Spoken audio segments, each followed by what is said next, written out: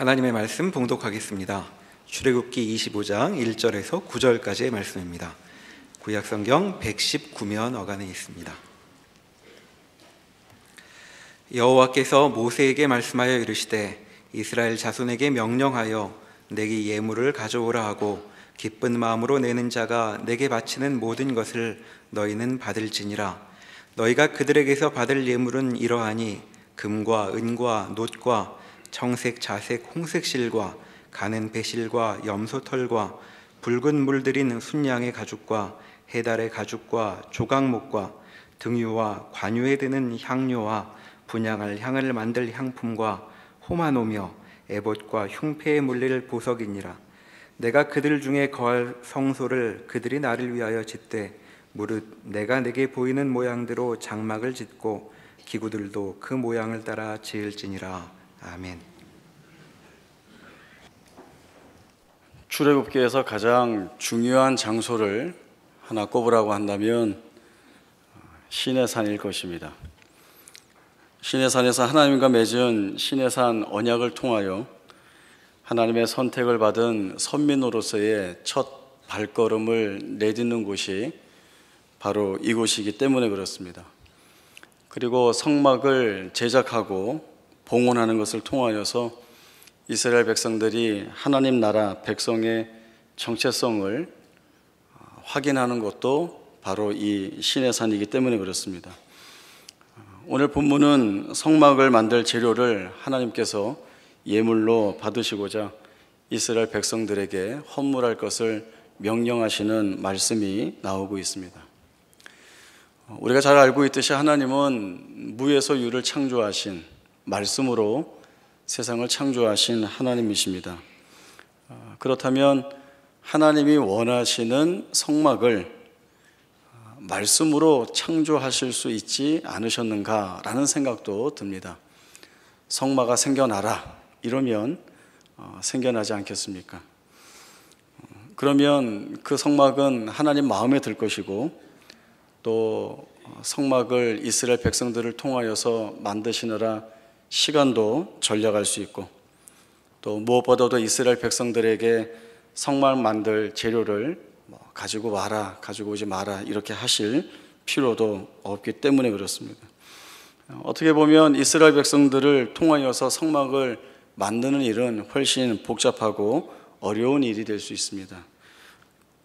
재료도 모아야 하고 성막을 어떻게 만들어야 하는지 가르쳐야 하고 그래서 시간도 걸리고 또 이스라엘 백성들이 잘 만들 수 있을지 그것도 미지수입니다. 그러나 하나님은 이 모든 불편한 내용들 또 마이너스 요인이 될 만한 일들을 다 끌어안으시고 이스라엘 백성들을 통하여서 이 일을 하시려고 하십니다. 하나님이 이렇게 하시는 이유는 이스라엘 백성들을 통하여서 값싼 노동력을 확보하기 위해서도 아니고 또 그 속에서 어떤 이익을 보시고자 하는 것도 분명히 아닙니다. 하나님이 가지고 계신 이유는 하나님이 가장 즐거워하는 일에 사랑하는 자기 백성을 참여시키기 위해서 이러한 말씀을 주시고 있는 것입니다. 성막은 하나님의 거룩한 임재와 또 이스라엘 백성들과 함께 동행함을 보여주는 가시적인 거룩한 곳입니다. 또 성막은 하나님을 가장 가까이에서 또 친밀히 만나 예배할 수 있는 장소이기도 합니다. 또 성막은 어떠한 죄라도 용서받을 수 있는 죄 사함의 은혜가 풍성한 곳이기도 합니다. 하나님은 바로 이러한 영광의 자리, 복된 자리, 가장 은혜가 있는 자리에 하나님의 백성을 참여시키려는 목적을 가지고 계시는 것입니다. 매년 성탄절이 다가오면 우리 교회는 성탄 축하 가족의 밤을 합니다. 그러면 각 부서별로 유아부에서부터 학생들에 이르기까지 이 성탄 축하 행사를 위하여서 연습을 합니다. 어느 정도 열심히 연습을 하는가 하면 2달 정도 전부터 모여서 이 연습을 합니다. 찬양도 하고 율동도 하고 또 여러 악기를 다루기도 하고 아주 풍성한 행사를 위해서 열심히 합니다. 예전에 우리 교회에 그 뮤지컬 팀이 있었는데 이 아이들이 성탄 두세 달 전부터 모여서 연습을 하고 성탄 축하의 밤에 공연을 합니다. 제가 그 연습할 때 들여다보면 꼭 보는 풍경이 있습니다. 노래를 가르치고 율동을 가르치는데 노래 음이 틀리고 박자를 잘 못 맞추는 아이들이 있죠. 선생님들이 따로 개인적으로 불러다가 한쪽에서 막 반복해서 가르치는데 아이들이 여전히 잘 못하면 혼납니다. 그러면 혼난 아이는 또 웁니다. 제가 옆에서 보면 나 같으면 저렇게 혼나면서 안 하고 말겠다, 이런 생각이 드는데 매주 와서 혼나면서 구석에 가서 울고 그리고 하고 그 다음 주에 또 나와서 연습을 하고 혼나고 울고 그 다음 주에 또 나오고 안 빠지고 나옵니다. 이렇게 해서 이제 성탄 축하의 밤에 공연을 하는데요. 어느 해인가 그 박영선 목사님께서 그 성탄 축하 가족의 밤 때 오프닝 멘트를 이렇게 하셨습니다. 오늘 이 성탄 축하의 자리에서 제일 행복하고 기쁨을 많이 누리는 사람은 누구일까요? 바로 이 아이들이라고 생각합니다. 아이들의 성탄 축하 공연을 1시간 정도 보는 우리들은 앉아서 보는 그 1시간이 성탄의 기쁨을 누리는 시간이지만 이 아이들은 2달, 3달 전부터 성탄을 준비하는 가운데 많은 기쁨과 즐거움을 누렸기 때문에 이 아이들이야말로 성탄의 기쁨을 아주 풍성하게 누리는 것입니다. 오늘 이 성탄 밤의 주인공은 예수님과 이 아이들입니다. 이렇게 말씀을 주셨어요. 굉장히 무슨 말씀을 주셨는지 확연하고 아주 적절하고 필요한 말씀을 알기 쉽게 주셨습니다. 마찬가지입니다. 성막을 지을 초기 단계부터 그 성막을 만들 재료들을 헌물하고 또 성막을 만들어가는 일에 직접 참여하여서 그 현장에서 성막 제작 과정의 기쁨을 누린 이스라엘 백성들이야말로 그 성막을 짓는 과정이나 나중에 그 성막이 완성이 되어서 하나님 앞에 봉헌할 때에 가장 큰 기쁨과 즐거움을 고백하게 될 것입니다. 바로 이러한 목적을 위하여서 하나님이 자기 백성을 이 자리로 부르고 계시는 것입니다. 그러면 이런 영광되고 복된 일에만 하나님이 부르시는가? 이런 영광과 복은 좋은 자리에서만 누릴 수 있는 것인가? 그렇지 않습니다. 우리는 인생을 살아가면서 수없이 많은 실패와 좌절을 맛보게 됩니다. 하나님은 그 실패와 좌절 속에 있는 우리가 고민하고 고통을 겪고 어려운 가운데 비명 지르는 그 자리를 하나님이 찾아오십니다. 그리고 하나님이 찾아오심으로 인하여서 그 자리를 은혜의 자리로 만들어 주십니다. 지난 수요일에 수능이 있었습니다. 교회에서는 수능을 보는 그 학생들의 부모님과 또 그 자녀들을 위하여서 함께 기도하는 많은 분들이 한 자리에 모여서 기도하는 시간을 가졌습니다. 저희 둘째 아이도 수능을 봤는데요. 그 입시하기 전에 선생님이 오셔서 아이를 붙들고 기도를 해 주셨습니다.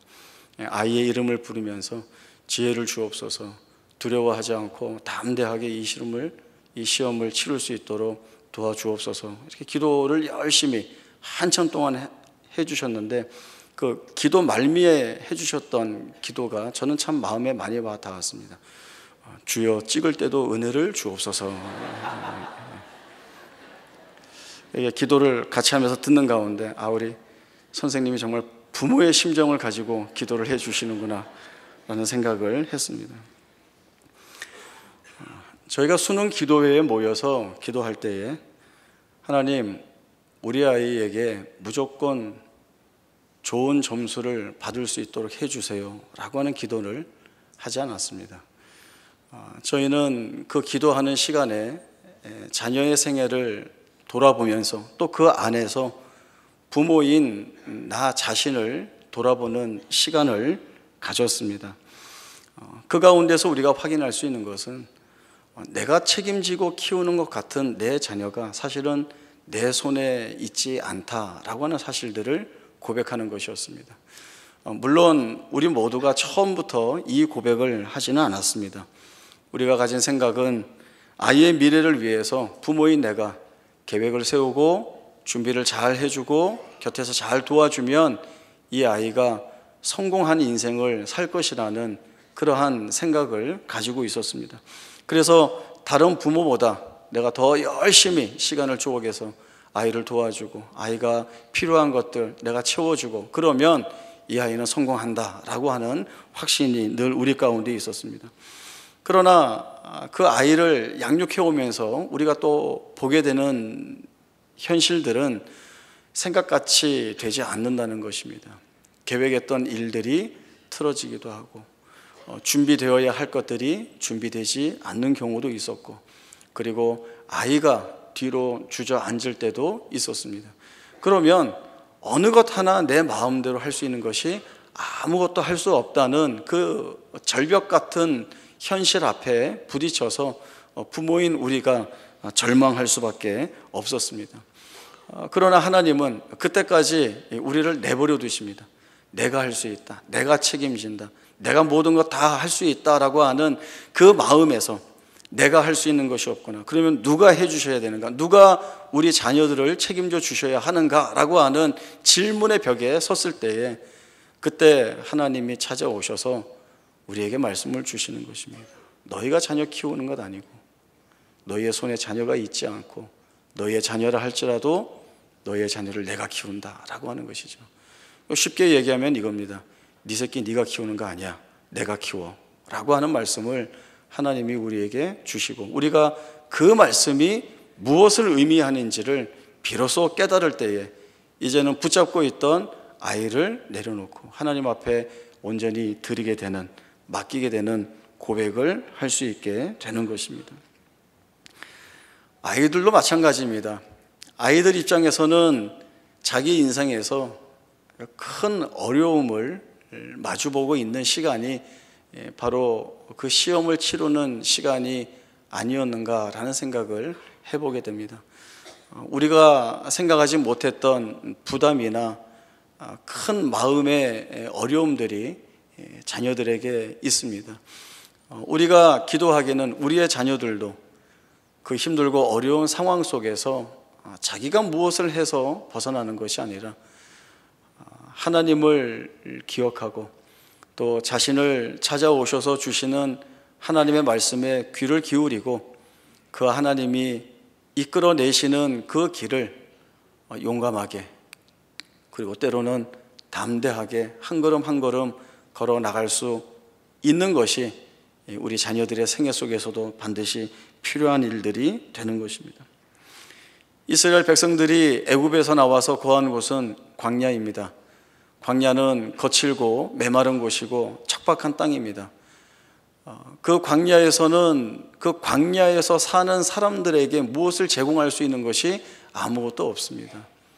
그래서 눈으로 볼 때에 그 광야는 정말 고난의 땅일 수밖에 없습니다.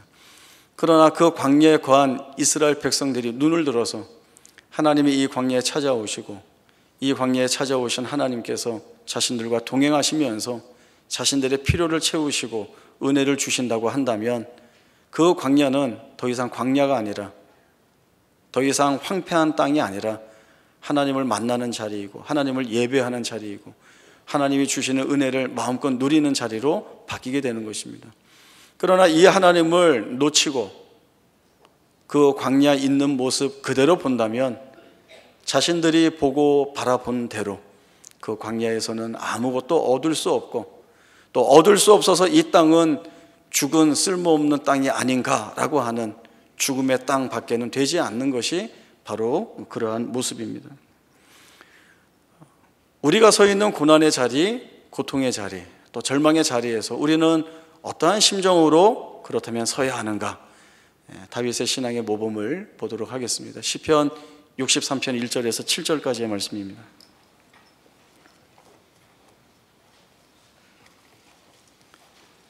구약성경 846쪽입니다. 시편 63편 1절에서 7절까지의 말씀을 제가 읽겠습니다. 시편 63편 1절입니다. 하나님이여, 주는 나의 하나님이시라. 내가 간절히 주를 찾되 물이 없어 마르고 황폐한 땅에서 내 영혼이 주를 갈망하며 내 육체가 주를 앙모하나이다. 내가 주의 권능과 영광을 보기 위하여 이와 같이 성소에서 주를 바라보았나이다.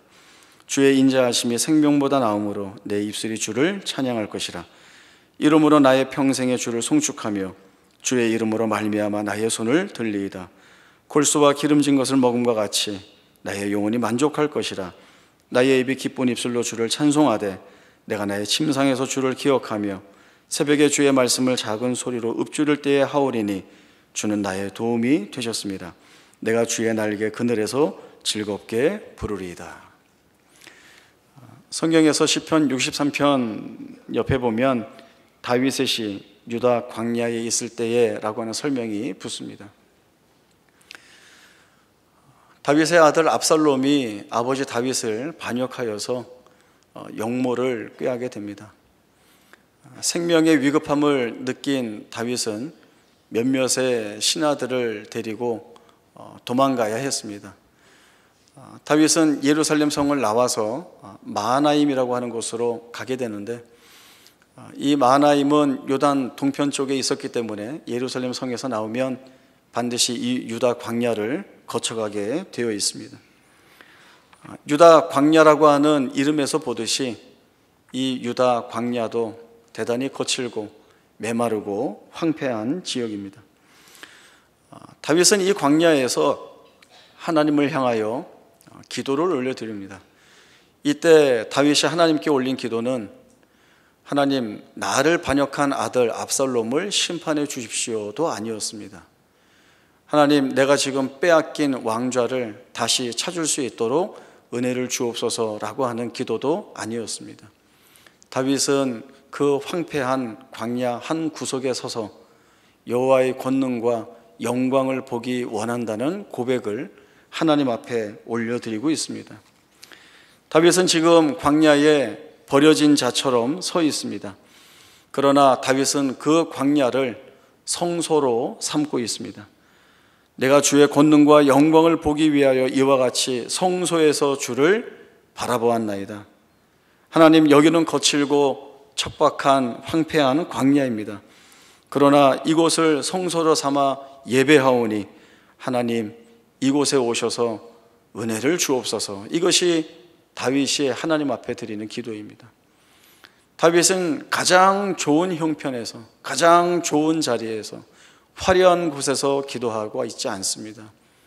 가장 있기 싫은 자리에서, 있어서는 안 될 것 같은 자리에서, 그리고 가장 낮은 자리에서, 험악한 자리에서 하나님 앞에 기도하고 있지만 그의 기도는 주의 권능과 영광을 보기 위한 가장 낮은 자리에서 가장 겸손한 기도를 하나님 앞에 올려드리고 있는 것입니다.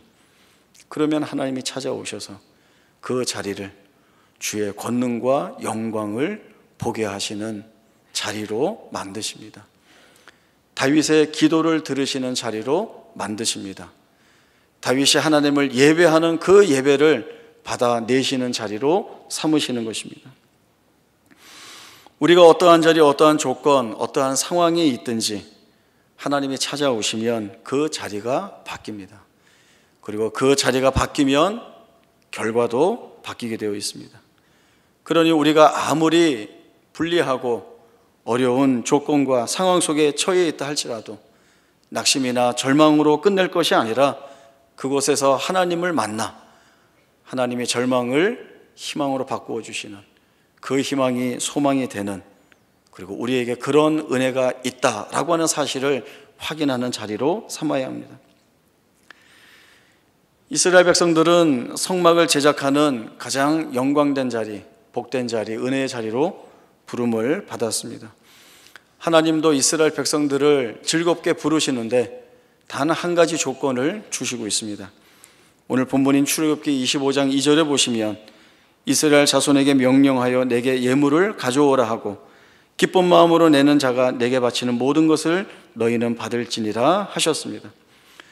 하나님은 성막을 제작하는 복된 자리에 모두가 참여하기를 바라시면서 또한 이스라엘 백성들이 기쁨으로 참여하기를 원하셨습니다. 하나님의 일은 강제하거나 강압할 수 없습니다. 그렇지 않으면 온전한 헌신과 순종이 나올 수 없기 때문에 그렇습니다. 온전한 헌신과 순종이 나오지 못한다면 거기에서 기쁨도 나올 수가 없기 때문에 그렇습니다. 출애굽기 36장에 가시면 이스라엘 백성들이 이 하나님의 말씀을 듣고 어떻게 반응했는지가 나옵니다. 기쁜 마음으로 내라 했을 때에 이스라엘 모든 백성들이 기쁜 마음으로 자신에게 있는 것들을 하나님 앞에 예물로 헌물합니다. 그리고 하나님이 성막을 만드는 데에 필요 이상으로 정말 넉넉하고 풍성하게 그치지 않고 이스라엘 백성들이 하나님 앞에 드렸습니다. 나중에는 이 성막을 만드는 그 감독자들이 이제는 넉넉하니 그만 가져와도 됩니다 라고 이야기할 정도로 기쁜 마음으로 내라 라고 하는 그 말씀이 이제는 그만 가져와도 된다 라고 하는 말씀으로 바뀔 정도로 이스라엘 백성들이 즐겁게 그 일에 참여를 하였습니다. 우리는 하나님께 어떻게 드리고 또 무엇을 드리고 있습니까? 우리가 헌금도 하고 헌물하기도 하고 또 하나님이 우리에게 주신 은사를 쫓아 봉사를 하기도 합니다. 오늘 말씀을 보면 헌금이나 헌물도 기쁜 마음으로 해야 하고 우리가 하는 봉사도 기쁜 마음으로 해야 합니다. 그래야 하나님이 기뻐 받으시는 것입니다. 감사하게도 제가 볼 때에는 우리 교회 성도님 모두가 기쁜 마음으로 하고 있습니다. 우리 교회에 봉사부서가 많이 있는데요. 교회 내에 행사를 할 때에 돕는 봉사부서도 있고 또 교회 밖에 어려운 분들을 돕는 봉사를 하는 봉사부서도 있습니다. 제가 그 여러 부서들을 이렇게 한 번씩 찾아가서 보면 거기에서 봉사하는 우리 성도님들 그 얼굴을 보면 미소가 끊이지 않습니다. 그리고 봉사하는 가운데에서 웃음소리가 끊이질 않습니다. 하는 일들을 보면 대단히 힘들고 어려운 일들을 합니다. 더러운 것들을 치워야 되고 무거운 짐들을 날라야 되고 그런 일들을 하다 보면 내가 힘을 써야 되고 또 내 것을 내놓아야 되고 때로는 내 힘든 것들을 다 참으면서 그 일들을 해야 합니다. 그러나 얼굴에는 찌푸리는 표정이나 또 별로 하고 싶지 않은 표정이 아니라 하고 싶고 기꺼이 감당하고 싶고 그리고 그 웃는 모습들이 가득 찹니다. 또 하나 놀라는 것은 제가 이렇게 여러 군데를 참여하다 보면 여기 계셨던 분이 또 여기 와서 또 봉사하시고 또 거기서 머물지 않고 또 다른 데 가서 봉사를 하십니다. 이렇게 여러 봉사부서에서 반복하여서 봉사하시는 분들을 뵙게 됩니다. 이분들은 왜 그렇게 힘들고 어려운 일들을 찾아가면서 쫓아가면서 반복해가면서 봉사를 하고 있을까요? 어떤 자기 만족이나 또 어떤 자기 확인을 해서가 아니라 기쁜 마음으로 봉사할 때에 하나님이 더 크게 부어주시는 즐거움과 기쁨들이 무엇인지를 확인했기 때문에 그 봉사를 이어갈 수 있고 반복해서 할 수가 있는 것입니다. 그러면 그 아이들 성탄절 행사 때 했던 그 아이들에 관한 질문을 이렇게 다시 한다면 여러분들은 답을 금방 찾을 수 있을 것입니다. 우리 교회에서 누가 제일 행복할까요? 제가 보기에는 기쁜 마음으로 하나님을 예배하고 또 그 예배 가운데서 확인한 것이 감사하여서 세상에 나아가 이웃과 형제들을 즐거운 마음으로 섬기는 그분들이 우리 교회에서 제일 행복한 분들이라는 생각을 해보게 됩니다. 돈이 있어서 헌금하는 것도 아니고 또 시간이 있어서 봉사하는 것도 아닙니다. 하나님이 은혜를 주시는 자리로 우리를 부르시기 때문에 우리는 그 자리에 가서 응답하는 것입니다. 가면 하나님이 약속하신 은혜를 주십니다. 그리고 그 은혜가 나로 하여금 감사의 고백을 갖게 하여서 더 감사한 마음들이 끊이지 않고 내 속에서 솟아나올 수 있도록 해 주십니다. 그러면 이제 어떻게 해야 되겠습니까?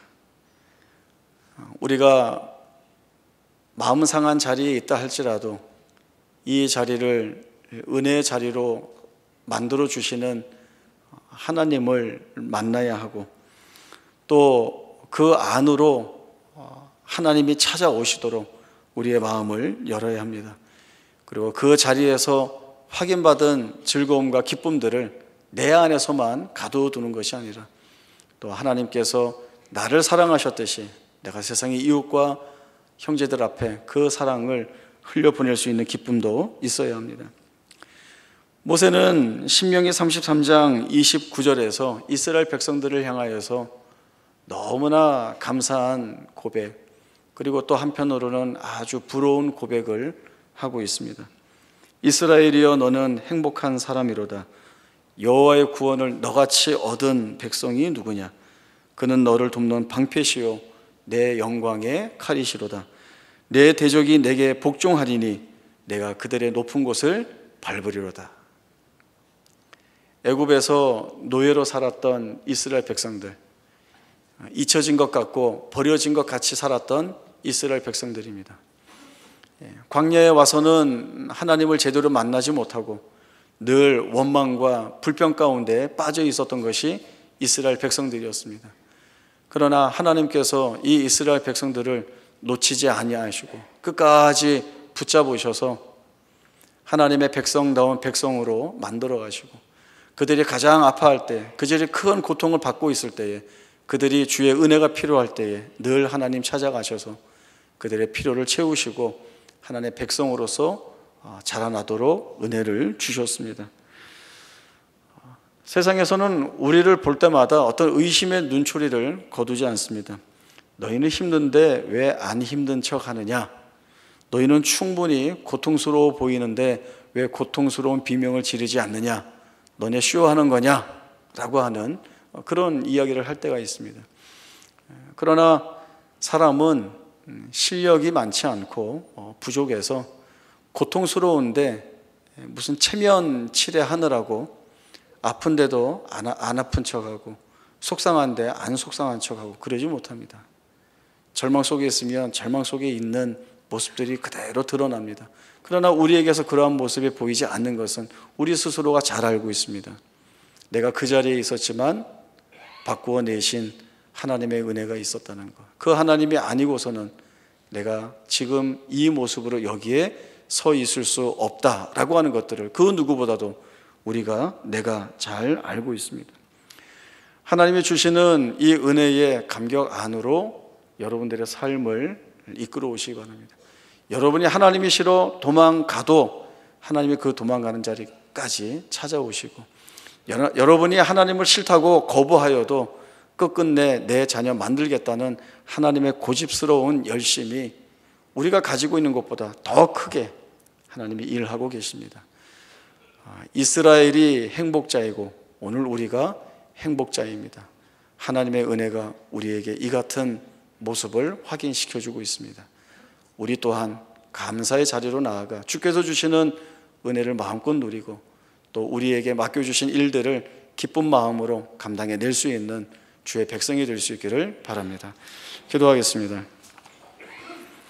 하나님 아버지, 은혜를 감사합니다. 때때로 우리는 고통과 절망의 자리에서 신음하며 비명을 지를 수밖에 없지만 그 자리까지 찾아오신 하나님께서 그 자리를, 은혜의 자리를 만드시고 또 그 은혜의 자리를 감사의 고백을 하나님 앞에 올려드리는 자리로 만드십니다. 하나님의 이 열심이 오늘 우리의 생애를 붙잡고 계시기에 이스라엘이 행복한 백성들인 것처럼 우리를 행복한 주의 자녀로 만드셨습니다. 하나님의 일하심이 크기에 우리는 더 이상 두려워하지 아니하고 슬퍼하지 아니하고 낭망하지 아니하고 주께서 세우신 자리를 지키며 걷게 하신 그 길을 담대히 나아가겠습니다. 우리에게 약속하신 힘과 은혜를 더하여 주시고 주 앞에 살아가는 기쁨들을 마음껏 누리는 우리 모두가 되게 하여 주옵소서. 거룩하신 예수님의 이름으로 기도하옵나이다. 아멘.